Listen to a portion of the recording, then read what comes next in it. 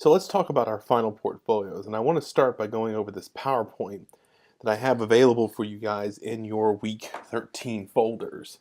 So you can open this up and follow along. But let's take a moment to go over this. So this is compiling a portfolio, and this comes from chapter 29 in our Norton's Handbook.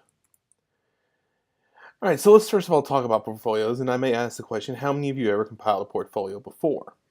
I like to ask this question a lot of times. If someone does raise their hands, it typically surrounds the fact that they've done something for an art class. Okay, but if I typically go on and ask anybody if you've ever compiled a composition portfolio, a writing portfolio, most of the time this might be something very new to you. So what are they and why have one? Okay, so of course a writing portfolio, like other types, includes a writer's best work and sometimes preliminary and revised drafts of that work, along with a statement by the writer articulating why he or she considers it good. Okay? The reason for having a writing portfolio is, as the statement articulates, that it provides you with an occasion, and this is from the book, it provides you with an occasion for assessing your overall strengths and weaknesses as a writer. Okay, so of course we go back to the very beginning here, and we have a purpose. Why are you creating this portfolio? Audience, who will read this portfolio? And stance, how do you want to portray yourself in this portfolio? So first of all, let's talk about what goes into the portfolio, because this, I'm sure, is maybe more important to you guys.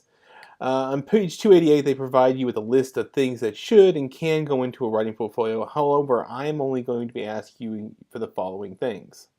Okay, number one, and this is going to be the one new thing you're going to have to create. You're going to have to create for me a 1 to 2 page justification for why you feel that the portfolio represents an improvement in your writing abilities, a self-assessment. Okay, there can be an example found in the chapter. And the second thing that will go in there will be revised drafts of essays 1 through 4. Of course, we will be submitting these electronically. This isn't something you're going to have to print out, all right? So when it comes time to submit these electronically for submission, we will be using a turnitin.com link, and I will talk about it. Will be on Blackboard, and it will be something you can obviously find. It will be in the assignments folder in Blackboard. So if you go into Blackboard, you go to learning modules, you go to assignments. At the very top, you're going to end up seeing a Turnitin link that says Final Portfolio. When the time comes, you'll go and submit your file there. Now, because we're going to be submitting it as one file, I have actually devised a way where you're going to put all of these into one document. And the next thing we're going to look at in just a second here is we're going to look at the template I've created for you, okay? So there are basically 5 files. There is that statement of submission, that a self-assessment at the beginning, and then your 4 essays, okay? And you'll be submitting them into a final portfolio template. So we start with the statement of submission. This is your statement of why the writing is a sampling of your improvement. Essay 1, your literacy narrative. Essay 2, article analysis. Essay 3, reporting information. And Essay 4, arguing a position. Essays. They should be revised in their best form. Okay. Titling these words correctly is part of it, so making sure that you have everything where it needs to be. Now, of course, let's go back and take a moment here at that statement of submission. Now, this is the one new thing you're having to create, and this is your chance to justify. Okay. If you want to make me see certain essays, maybe an essay that you struggled on or something like that, if you want me to see it in a certain light, this is your opportunity to influence me. This is probably the best rhetorical document in the whole bunch. All right. Now, it's 1 to 2 pages. You can go as high as 3 pages. I would really suggest that you look at the example. We'll talk more about this in class and how to put this together. All right. Of course, that's not accurate due dates. You guys, the actual due date is, I need to correct that, but that should be corrected when you see it in the file. But your actual due date is May 9th for you guys, okay? All right, now let's turn over here to your template. And I'm going to go ahead and change this here. This is for my fall. Now, this is the actual template we'll be using. So basically you'll plug everything into this, and you'll see that I've already got this in MLA format. So you'll come in here and you see anything that's highlighted, this is where you'll need to replace it with your own information. So you'll see here, you put your section number. For you guys, that's S12. All right, I'm going to put my name here. Notice how when I'm replacing it, this should be the replacement then becomes no highlight. This is what you want to look like. And so, of course, I would put my statement of submission here.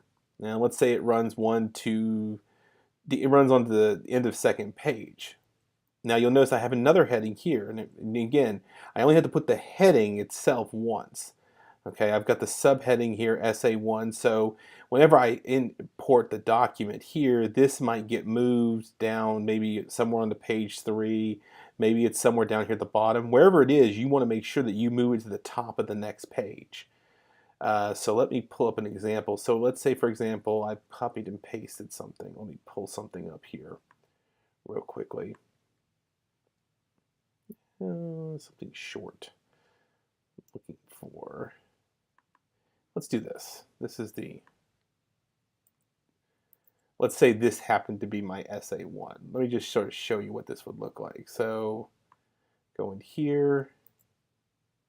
Now you'll notice this got onto page 3, and you'll see where SA1 ends up. I want to make sure that I back this up all the way to the top of the fresh page. So you'll see that ends there, fresh page here.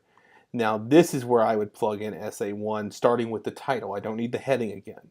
And then, of course, wherever that ends, I'll go to the next fresh page, and I'll put in SA2. Now, SA2, remember, also has a works cited page. So if this ends here, this ends on, like, say, page 7, page 8 would be where my works cited page. And then I would make sure that I go down and I start SA3 again, always on a fresh page like this.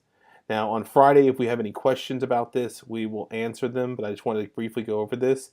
Please make sure that if you have any questions, concerns, or issues about this, we talk about this, because from here on out, this is what we'll be working on in class and outside of class. All right.